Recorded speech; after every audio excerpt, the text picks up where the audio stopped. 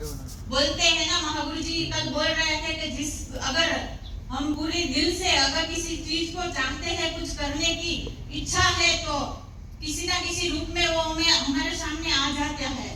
तो दोस्तों, मेरी भी कुछ ऐसी इच्छाएं थी, हमारे घर की परिस्थितियां कुछ ठीक नहीं थी, तो मैं भी कुछ ऐसा चाहती थी कि कुछ न कुछ ऐसा मैं काम करूं कि जिनसे मैं अपने हस्बैंड की हेल्प कर सकूं। तो मेरे सामने ऐसा कोई भी काम नहीं था, पर धीरे धीरे महागुरु जी अनुज सर हमारी लाइफ में आए एसटीपीएस को लेके। तो दोस्तों, मैं चाहती हूँ अनुज सर के लिए एक बार जोरदार तालियां बजाएं।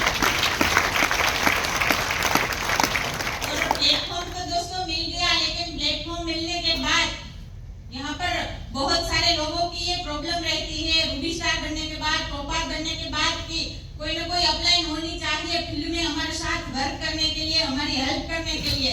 लेकिन जब हम लोगों ने शुरुआत की थी, तब गुजरात में हमारे साथ कोई भी नहीं था। मेरी अपलाइन मेरे हस्बैंड थे और मेरे हस्बैंड की अपलाइन मैं थी। बस इसी तरह से शुरुआत की। बस एक उम्मीद थी, एक जुनून था, एक जिद थी।